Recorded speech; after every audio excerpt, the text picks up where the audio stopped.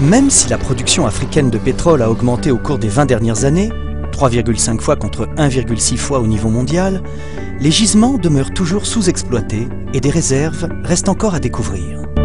L'Afrique dispose globalement d'un potentiel de ressources naturelles encore inexploitées. Diamants, or, uranium, bauxite, cuivre, cobalt, coltan, gaz. Il faut aussi et surtout compter avec le golfe de Guinée, qui se présente aujourd'hui comme le centre d'intérêt des pays à la recherche de la sécurité énergétique dont font partie la France et les États-Unis. Le golfe de Guinée dispose d'un des plus grands gisements sous-marins de pétrole connus au monde. Avec 24 milliards de barils de réserves de pétrole prouvées, cette partie du continent qui est la synthèse de l'Afrique centrale et de l'Afrique occidentale est de loin la première région pétrolière africaine avec des pays comme le Nigeria, l'Angola et la Guinée équatoriale qui figurent au peloton de tête des pays producteurs de pétrole du continent. Avec une production de 4,5 milliards de barils par jour, le golfe de Guinée est devenu une région des plus prometteuses, renfermant du pétrole brut de qualité, facile à raffiner. La forte attractivité de cette région suscite des convoitises de plus en plus grandes de la part des consommateurs. Les Européens, qui ont une influence traditionnelle, les Américains, qui entendent s'y positionner solidement et durablement, sans oublier les Chinois, qui sont en embuscade. Ces gisements offshore, présentant alors l'avantage d'être protégés des conflits armés de la région, garantissent une production relativement constante et sûre des exportations plus faciles vers l'Europe et les États-Unis. L'enjeu du continent africain pour les États-Unis, c'est pas simplement le pétrole. Ça serait le pétrole. Les États-Unis en Afrique pour le pétrole, franchement, moi je vais vous donner l'exemple de Doba. Eux, effectivement, ils ont une carte de l'Afrique, c'est vraiment les oléoducs. Quand c'est le pétrole, eux, ils exploitent le pétrole du golfe de Guinée. Ils veulent augmenter leurs importations du continent africain de 15 à 25% pour être moins dépendants du golfe Persique. Donc, ils veulent le golfe de Guinée. Ils s'intéressent au pétrole en Côte d'Ivoire comme ailleurs. Mais vous savez, ils n'ont pas de lien affectif sur le plan avec l'Afrique, en dehors de Roots et Racine et autres des Américains d'origine africaine. Mais regardez ce qu'ils font au sud du Tchad. Vous avez une base, la base de Doba, qui est exploitée avec un des gisements comme Exxon. On n'en entend jamais parler. Ils sont là entre eux. Quand vous prenez l'avion de Paris pour N'Djamena, vous avez des gros Texans dans l'avion avec leur chapeau, avec leurs cuisiniers philippins. Ils arrivent à N'Djamena, ils prennent leurs trucs, on les amène ensuite à Doba. Ils verrouillent bien toute la base. Ils pompent le pétrole. Le jour où il n'y aura plus de pétrole, ils vont boucher le truc et ils vont partir, vous n'en entendez plus parler.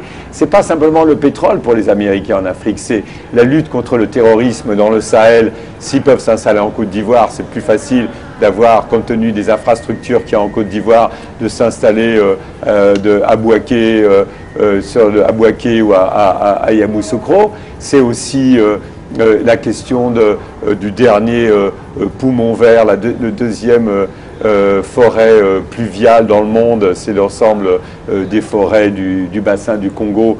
Une fois tout le monde aura rasé l'Amazonie. Et pour eux, c'est une question que maintenant, ils considèrent que la France, il n'y a plus de précaré français puisque c'est plus gendarme de l'Afrique. Et eux, ils préparent la rivalité avec, pas les Européens, mais la rivalité avec la Chine.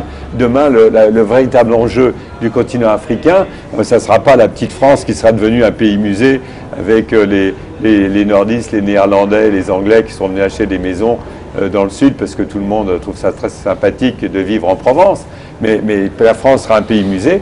Et par contre, le véritable enjeu, la guerre, ça sera avec Inde, Brésil, Chine, États-Unis, sur un continent qui est le dernier continent où vous trouvez des recherches aussi rares que les terres rares qu'il y a uniquement en Chine, tout le monde les veut, le lithium, le coltan, pour on a tous avec nos portables, maintenant on en a tous 3 ou 4. Je veux dire, tout ça, c'est les matières rares, on les trouvera qu'en Afrique, et c'est un continent inexploré. À partir du moment où ça a été la fin de la guerre froide, tous les intérêts ont pu s'exprimer, je dirais, certes secrètement, mais librement. Et donc, pour des raisons politiques et pour des raisons économiques, on a bien vu que les anciens partages qui dataient donc des périodes coloniales étaient considérés par d'autres puissances comme étant complètement dépassés. Et donc, notamment, les États-Unis ont estimé que le précaré, c'était fini. Et donc, ce que j'essaie de montrer, c'est des problèmes de rivalité très fortes entre les grandes puissances qui ne s'attaquaient pas pendant de nombreuses années après la Deuxième Guerre mondiale à cause de la menace soviétique. À partir du moment où il n'y a plus de menace soviétique, les anciens amis, et toujours amis, ont pu s'affronter secrètement en Afrique. La marine américaine, avec l'USS Nashville, navire de guerre de 17 000 tonnes et ses 420 membres à bord, déclare officiellement vouloir renforcer la sécurité dans la région affectée par la piraterie, le trafic de drogue et les attaques contre les installations pétrolières. Et le BPC Tonnerre de la marine française navigue dans la région. L'ambassadeur de France au Cameroun, Georges Serre, parlera d'une veille internationale contre un fléau qui gêne les activités normales de commerce et de production de richesses. Redoutant de plus en plus d'être bousculée dans son précaré par les Américains et les Chinois, la France décide de passer à l'offensive. Elle veut coûte que coûte réaffirmer sa présence dans ses ex-colonies. Chacun y va de sa stratégie. Les pays du Golfe de Guinée, pour leur part, joueront essentiellement sur la concurrence américano-européenne pour l'accès aux ressources de l'Afrique. Ces États qui, comme la Côte d'Ivoire, partent de la bordure occidentale du continent africain au cap de Bonne-Espérance en passant par le détroit de Gibraltar, renforcent ainsi leur pouvoir de négociation face au maître, le colonisateur d'hier. L'idée du précaré connaît peu à peu l'essoufflement.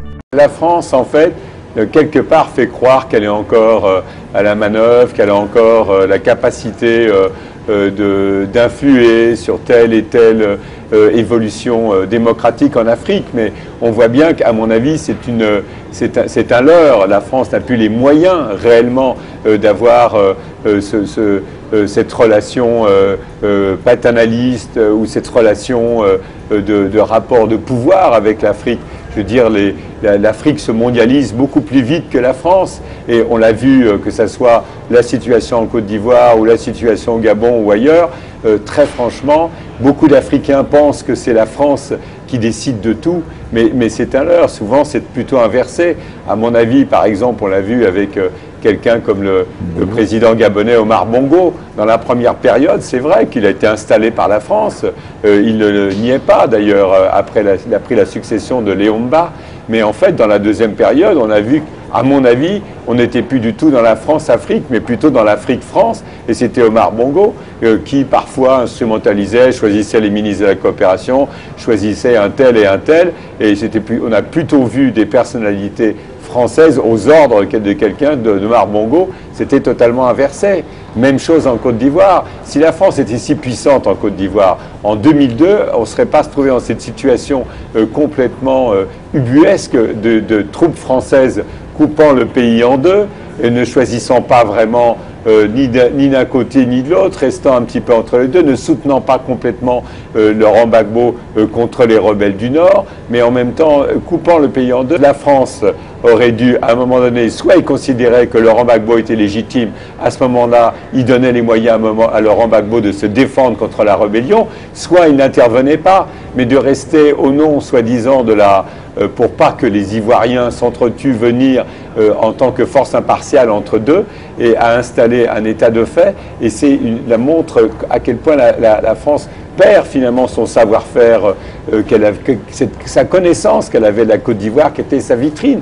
Et on l'a vu au moment du coup d'État de 1999, quand Henri Konan Bédier, le coup d'État contre Henri Konan Bédier, mais on l'a vu à plusieurs reprises comment la France se trouve entre deux et ne veut pas vraiment choisir, mais c'est aussi très souvent des bisbilles ou des problèmes franco-français entre l'Élysée, le Quai d'Orsay ou un certain nombre de réseaux. Et en fait, il n'y a pas, après une période qu'on peut critiquer au niveau du fait, parce que la période de Jacques Foccart, on peut la critiquer dans le sens où finalement c'était quand même la priorité au patriotisme français et quelque part, comme c'était la guerre froide, un peu une négation de ce qu'était réellement l'Afrique. Mais en même temps, dans la période qui a suivi maintenant, on voit bien que c'est un peu cafouilleux, chaotique. On ne voit pas de vision. On n'a pas vu une France qui allait au-devant des nouvelles générations d'Africains, qui est restée un petit peu comme ça, comme un gros bateau, en même temps un petit peu dans une France-Afrique de réseau, sans définir une véritable nouvelle politique et qui n'a pas su gérer ses relations avec des nouvelles personnalités comme Laurent Gbagbo en Côte d'Ivoire, mais ça s'est vu aussi dans un certain nombre de pays, n'a pas su et rester en même temps scotché à un certain nombre de dirigeants africains de l'ancienne période qu'elle avait coopté dans la première période et n'a pas su non plus laisser parfois la démocratie se faire en se retirant complètement, en laissant croire qu'elle avait encore à la manœuvre. Alors,